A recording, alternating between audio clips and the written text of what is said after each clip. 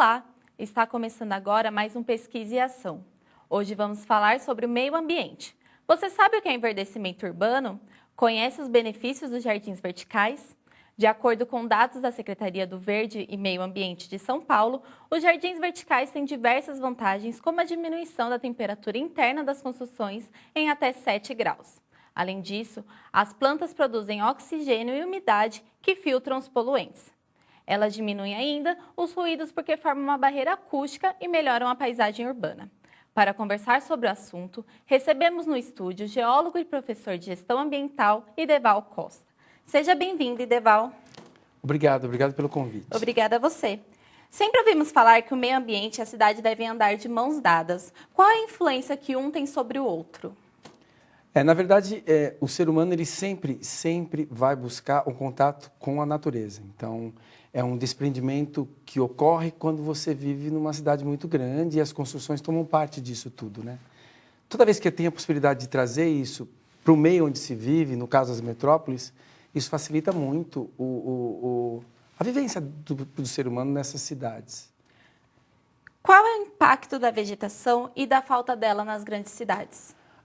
Um dos impactos mais significativos é o controle da temperatura, né? Então, você tem, com as construções muito altas, às vezes fazendo barreiras para a entrada de ar e umidade que vem do oceano ou mesmo do interior dos estados. Então, essa questão da construção e a falta de que esse contato seja melhor com o que ocorre no meio ambiente, se assim eu devo chamar, no entorno das cidades, isso causa uma dificuldade muito grande e a necessidade de dar melhor contato para isso, para a natureza.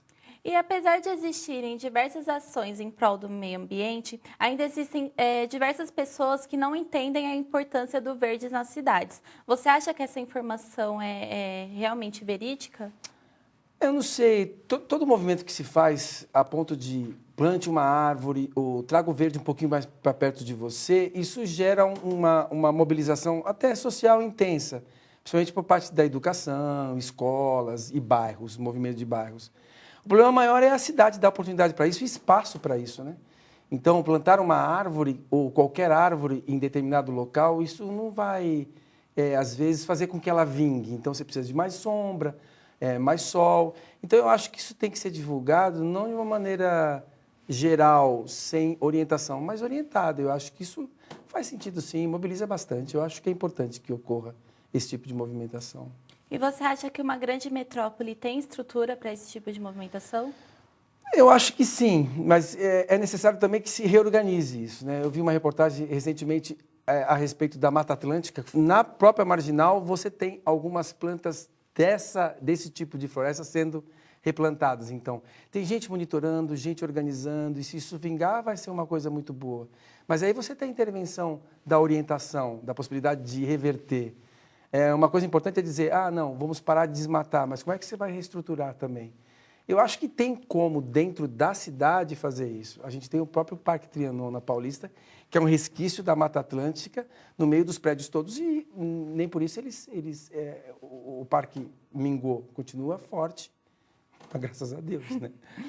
E, recentemente, foram instalados jardins verticais em torno do Minhocão, deixando a cidade mais verde do que cinza. Quais são os benefícios desse tipo de instalação? Todos. Você mesmo fez na introdução a ideia de diminuição da temperatura interna dos ambientes, a própria umidade do ar para diminuir os poluentes e visualmente também é uma coisa muito boa, né? Porque, afinal de contas, você tem que levar em consideração tudo e ali você tem tudo. Você não tem um espaço no chão, mas tem um espaço lateral. E se causa todo esse benefício, eu acho que devia ser mais explorado, já que a gente tem tanto prédio em São Paulo. Eu acho que isso é uma iniciativa muito boa. Evita também pichadores e coisas relacionadas a que façam com que a cidade fique um pouco mais feia, né? Mas, de maneira ou de outra, é maravilhoso isso. Maravilhoso. Mas existe algum tipo de prejuízo ou algo negativo? Não, nada. Pelo que eu vi até agora, nada. Nem por parte interna do edifício, nem para a parte externa. Então, eu acho que é uma iniciativa que deve vingar e buscar mais prédios para que isso seja feito. Uma das iniciativas realizadas pela Prefeitura de São Paulo foi a implementação do IPTU Verde. que dá até 12% de desconto no imposto como forma de incentivar medidas de recuperação e preservação do meio ambiente. Você acha que com esse incentivo as pessoas podem começar a abraçar mais a causa? Eu espero que sim. Porque assim, toda vez que se mexe no bolso de alguém ou se traz algum benefício de retorno, mesmo que você faça isso de maneira muito tranquila, a população aceita numa boa, uma questão muito legal. Mas eu fico com medo disso causar um esquecimento muito rápido ou que o governo deixe de dar esse benefício quando ele mude. Então, é uma dificuldade muito grande. A gente está vendo agora a questão da água, que é uma coisa muito importante e, de repente, a gente tem que continuar economizando, tem que continuar fazendo e a gente não tem esse retorno financeiro. Eu espero que dê certo e que eles não esqueçam da gente, mesmo que mude a forma de governar ou os próprios governantes, né? A repórter Bruna Nunes conversou com especialistas em meio ambiente. Vamos acompanhar na reportagem a importância das áreas verdes nas metrópoles. Você sabe o que é jardim vertical e enverdecimento urbano? Hoje, a capital paulista possui mais de 35% de área verde, segundo uma pesquisa realizada pelo Inventário Florestal de São Paulo. Existem várias técnicas de construção. Existem, por exemplo, um tipo de tijolo que ele forma uma canaleta, você planta dentro dele, por exemplo. Existem outros que você constrói com madeirite, por exemplo, uma segunda camada. É importante que ele seja ventilado e usa como a Floresta Urbana, nossa ONG, por exemplo, usa garrafas PET, prende eles e planta dentro das garrafas PET. Que mais? Tem tem gente que planta dentro de sapateiras, exatamente, sapateiras é um jeito você afasta ela também um pouco da parede para poder ventilar, mas você pode usar a sapateira direto, que provavelmente é o jeito mais fácil de construir. Assegurar a preservação do meio ambiente junto às enormes construções da metrópole é um dos objetivos da Prefeitura de São Paulo. O exemplo disso é a construção de jardins verticais, localizados na área central da cidade. Além disso, a procura por essas moradias sustentáveis que unam a natureza junto às casas tem crescido bastante. E hoje geram uma economia de 30% na manutenção dos imóveis, conforme dados revelados pelo Ministério do Meio Ambiente. A gente incentiva a arborização urbana através do programa Município Verde Azul, que é um programa em que a gente apoia tecnicamente e com instruções e com orientações os municípios a desenvolverem as suas políticas de gestão ambiental. A gente também está investindo muito em restauração ecológica, que é o quê? Recompor as áreas de vegetação nativa que foram suprimidas por diversos motivos ligados ao desenvolvimento do Estado. Hoje na cidade, os parques e cemitérios são os locais de maior área verde. Só na capital, 60 parques ambientais são preservados. Além disso, a arquitetura aliada ao meio ambiente dá vida a um novo conceito de moradia sustentável. A vegetação ela vai evaporando a água, ela passa pelas raízes, né, pelo metabolismo dela evaporando, e esse processo leva a um resfriamento do ar. Então, nesse sentido, a vegetação ela também faz um manejo sofisticado de água. Ela absorve a água e dá um destino à água. Toda a água, principalmente de chuva, que ela absorve, que não vai para o sistema de esgoto da cidade, evita inundações. Ela limpa também o ar, ela emite CO2, O2, né? O2, né? O2 puro, então você respira um ar mais puro próximo do seu jardim. Além disso, existem várias possibilidades para construir um jardim vertical, seja em casa ou em apartamento. A ação também traz benefícios à saúde, como explica a arquiteta e especialista em sistemas não convencionais, Mirtes Luciani. Então, a gente poderia dizer do conforto visual, né, de você ter o verde que te acalma, né, do conforto acústico, da mitigação do ruído, do conforto olfativo, porque você passa a ter outros cheiros que não só da poluição. Porque você tem um ar irrespirável, você está com doenças sérias e crônicas, é conforto. Então, a gente tem que pensar não só na macro escala, mas na micro escala, na minha responsabilidade, no meu engajamento, no meu entendimento. Porque só falar, eu não aguento mais o calor, eu vou pôr ar-condicionado, a máquina de ar-condicionado está gerando mais calor lá fora, entendeu? Então, como é que vai fazer? Daqui a pouco, então, vamos envidraçar todas as ruas e vamos pôr ar-condicionado nas ruas porque ninguém aguenta mais? Então, qual é a cidade do futuro? O que você acredita ser a cidade do futuro? Eu acredito que a cidade do futuro vai existir um equilíbrio entre o próprio desenvolvimento e a natureza mais próxima. Então, eu acredito, e é certo, que se o ser humano não voltar pelo menos um pouco à natureza, se é que a gente entende que é de lá que nós viemos, isso vai criar um desconforto muito grande. Então, como a especialista mesmo disse, a gente já corre atrás do ar-condicionado. Se a gente usar a sombra da própria árvore ou a diminuição da temperatura causada por um jardim vertical na parede do seu prédio, isso já alivia tanto a economia de energia quanto de água e melhora o ambiente. Então, a cidade do futuro é a cidade do equilíbrio, com energia sustentável e o verde mais próximo, já que causa tanto conforto, né? E como vimos no VT, os jardins verticais eles trazem benefícios também para a saúde. E a gente quer saber se você acredita que tenha outras opções para o enverdecimento urbano, além dos jardins verticais. Eu acho que, no momento, a ideia é que mais pega tomando uma parte muito maior. Eu tenho dificuldade de entender, por exemplo, no chão de calçada, plantar uma árvore com um espaço muito pequeno para que a água infiltre e consiga alimentar a própria raiz. Então, hoje em São Paulo, a gente tem muito problema com árvores muito antigas e velhas, algumas doentes, que estão caindo e causando até mortes, né? Então, eles não têm esse espaço. E cair uma árvore e morrer uma árvore é uma coisa natural na natureza, né? E causa desconforto quando tem proximidade de ser humano e civilização. Então, nesse caso, o vertical minimiza um pouco esse desconforto da queda de uma árvore, da obstrução de linha elétrica ou mesmo de uma rede de esgoto. Então, eu acredito que é uma opção muito boa. E eu acho que não vai substituir a árvore, nem quero que isso aconteça, nem imagino que isso possa ocorrer. Mas vai ajudar muito as que temos nas ruas, que estão saudáveis e também farão falta se forem cortadas, né?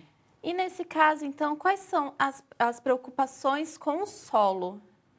Então, de novo, falando do especialista, o problema da impermeabilização de uma metrópole, isso causa dificuldade para o ciclo da água respeitar o seu caminho, né?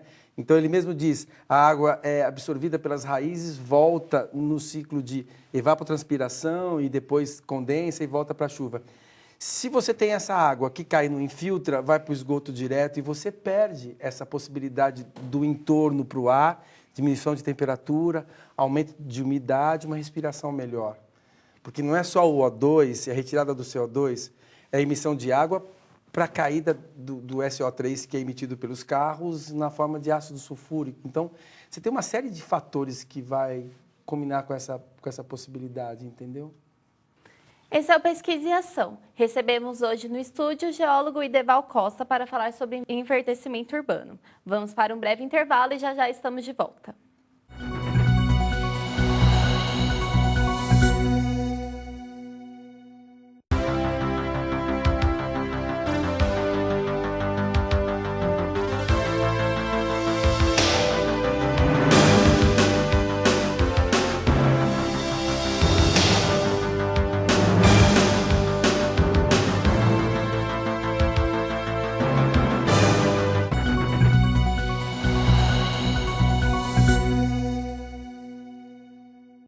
Estamos de volta com o Pesquisa e Ação, que discute a importância do verde nas cidades. Hoje está conosco no estúdio o geólogo Ideval Costa.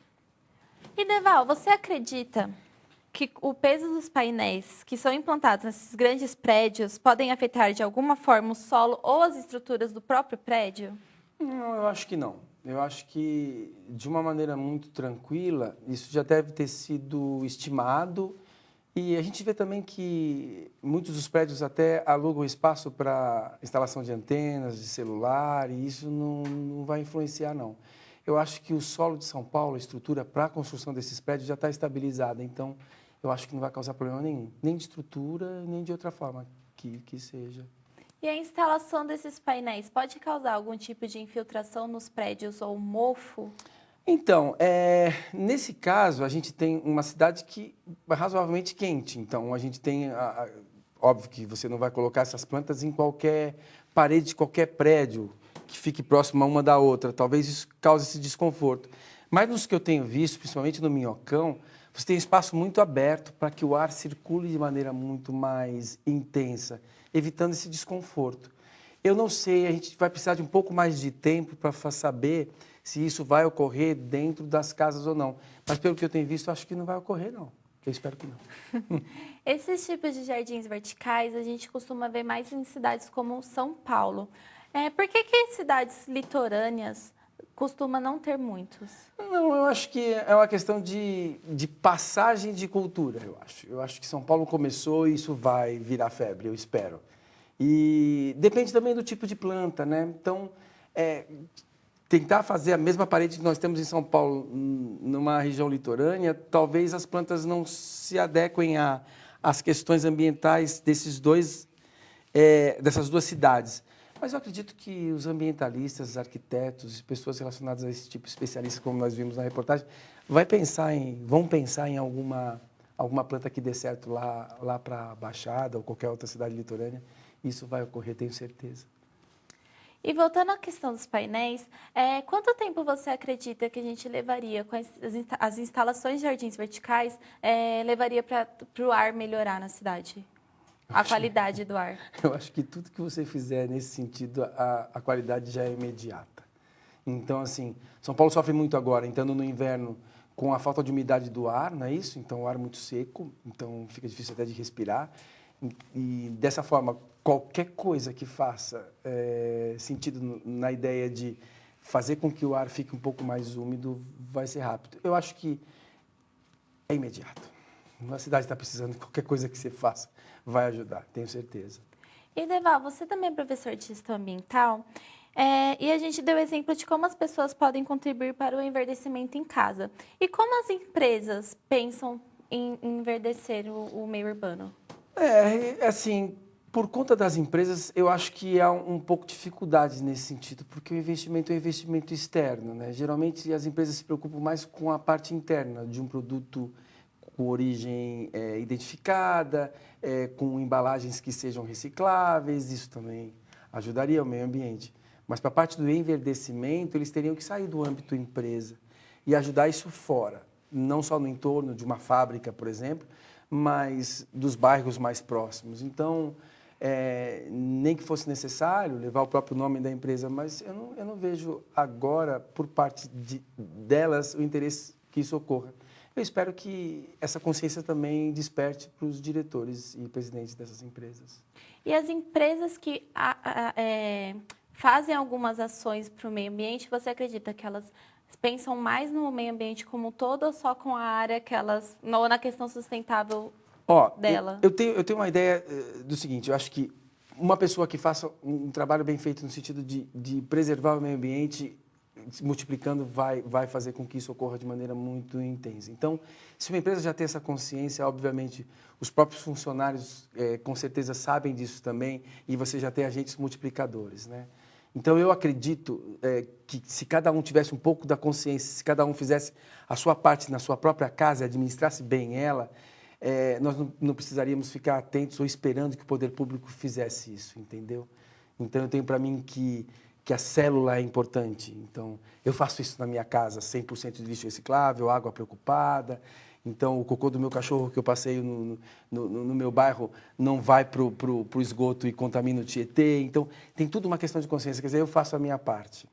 E aí os outros teriam que fazer também. Então, o ambientalismo, ou qualquer coisa que seja relacionada não só ao enverdecimento da própria cidade, mas o cuidado que você tem dentro da sua própria casa, isso auxiliaria o todo. Eu acredito que sim, nesse sentido. Porque se você trabalha numa empresa que se preocupa, com certeza você vai se preocupar na sua casa. E aí você se torna um agente multiplicador.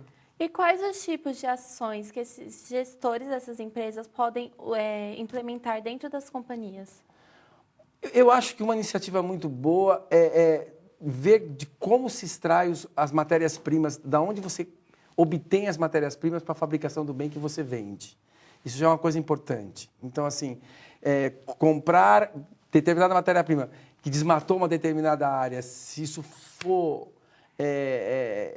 intensamente cortado por parte da própria empresa, isso já ajuda no meio ambiente, entendeu? Então, eu vejo assim, a empresa pode partir desse princípio, da matéria-prima para a fabricação, e também dar o destino certo para o produto que ela produz. Veja, eu estou falando de reciclagem, mas tem a ver com enverdecimento também, porque tudo é ligado uma coisa na outra. Então, nesse caso, se eu cuido bem do meio ambiente e tenho onde colocar meu lixo, eu abro espaço para que eu construa mais parques, para que eu faça com que esses jardins verticais tenham mais efeito. Então, é tudo ligado, interligado. Não tem como separar uma coisa da outra, em termos de meio ambiente. E você acredita que existem outras formas de mobilizar as pessoas a cuidarem e a se interessarem mais pelas áreas verdes? Existe sim, mas eu acho que a educação é uma coisa muito importante e deveria ser tratado com mais cuidado nesse sentido. Apesar de que eu acho que as gerações que estão surgindo agora são melhores do que a minha, que na época que eu era criança não tinha essa ideia da reciclagem de lixo. Em 1970, onde a questão da sustentabilidade veio de uma maneira muito mais intensa, né? Então eu tive que ser reeducado e foi fácil para mim. Então, para uma criança hoje que já sabe o que tem que fazer, quando ele chegar na minha idade, isso vai estar mais resolvido. Então, eu acho que o próprio ser humano vai achar essa cidade do equilíbrio, a cidade do futuro, vai entender que os jardins verticais são tão importantes quanto uma árvore plantada, vai entender que a água tem que ser realmente mais preservada e o lixo reciclável, e aí você, somando todos esses fatores, vai ter uma sociedade melhor. E além dos jardins verticais, o que mais os cidadãos e as empresas podem fazer para melhorar a qualidade de vida? Eu acho que é a consciência de que nós somos seres humanos, precisamos um do outro, isso é fato. Isso é uma coisa inteiramente necessária, porque, na verdade, a gente não vive sozinho, tudo que eu faço em prol do próximo, e independente de qualquer coisa, religião, política, sexo, time de futebol, eu acho que a gente precisa um do outro, porque senão a gente não vai conseguir sobreviver nessa cidade. E com essas ações que já foram implementadas, como os jardins verticais, quanto você acha que a gente já recuperou, quanto você acredita que a gente já recuperou de área verde? O problema maior são as informações, né? Então, assim, a gente tem ideia de quanto foi desmatado, né? Então, são não sei quantos campos de futebol, que é a comparação que faz. A Mata Atlântica está sumindo em São Paulo, a gente já não tem quase nada.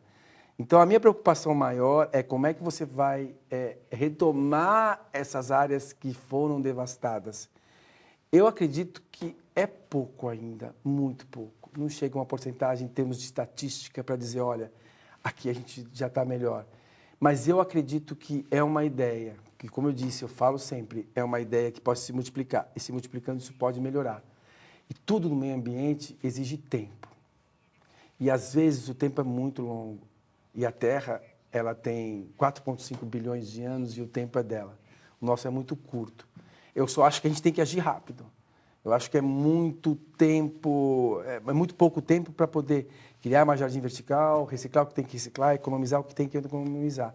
Mas se você começar agora, já é uma proposta para melhorar daqui a 10, 20 anos. Você comentou sobre o Trianon. Você acredita que existem outros espaços na cidade para construir parques como o Trianon? Muitos, mas muitos parques mal cuidados. São Paulo é muito triste nesse sentido, até dizer, porque é a área de lazer que ajuda, é um verde a mais que se tem, e eu acredito que o poder público podia pensar um pouquinho mais nesse sentido, sabe? E usar esses espaços, essas ilhas dentro de uma cidade tão grande para criar um conforto maior. Você pode ver, é feriado. Você vai para Ibirapuera, um parque que eu estou dando como exemplo, Aclimação, que eu conheço muito, ou qualquer outro parque que você vá, fica lotado. A população precisa de espaços como esse. E se a gente tivesse um pouquinho mais, diversificaria um pouquinho mais. A gente observa que nas cidades onde a gente encontra mais áreas verdes são os parques, como a gente já falou, e cemitérios. Quais outras áreas que poderiam ser aproveitadas além dessas? A própria marginal dos rios, Tietê, Pinheiros, eu acho que tem um espaço ali para poder fazer isso. Eu acho que nas margens dos próprios rios, a gente tem dificuldade das matas ciliares, né? Você pode ver que algumas regiões, na própria Ipiranga, ali no Riacho do Ipiranga, na Ricardo Jafé, você tem as estruturas que desbancam por conta da ação das águas do rio que cercam. Quer dizer, se você, ao invés de colocar concreto, colocar área verde, isso não vai ocorrer com tanta facilidade. Então, tem aí uma ideia muito boa que é no entorno dos rios. Eu acho que isso facilitaria muito e ajudaria também bastante a cidade. E qual é a melhor forma de conscientizar as pessoas a cuidarem melhor dessas áreas? Muito bem. A conscientização vai no sentido de, como eu já disse, eu vou voltar de novo, você cuidar bem da sua própria casa. Então, eu acho que não é... Às vezes eu vejo que, pelos alunos, pelas aulas que dou, às vezes não é um bom discurso que vai fazer que você retorne, mas dando exemplo. Então, assim, se você fizer isso bem feito, tiver uma consciência muito forte de que você está fazendo, independente de qualquer coisa, que é o que eu passo para os meus alunos, eu acho que isso fica mais fácil para o entendimento. Então, eu estou com minha consciência limpa. Mas quando faltar água, vai faltar água para mim e para você. Mesmo eu tratando do jeito que eu trato, sem saber como você trata da sua célula, da sua casa, da administração do seu próprio espaço. Então, nesse sentido, eu estou com minha consciência super limpa, tranquilo. Estou fazendo a minha parte. Faço o mesmo também. E aí você tem todos fazendo a mesma parte e todo mundo sendo feliz. O Pesquisa e Ação fica por aqui. Hoje conversamos com o geólogo Ideval Costa. Muito obrigada pela sua participação. Nada, obrigado a vocês, muito obrigado pelo convite. Foi um prazer estar aqui com vocês. Até o próximo programa.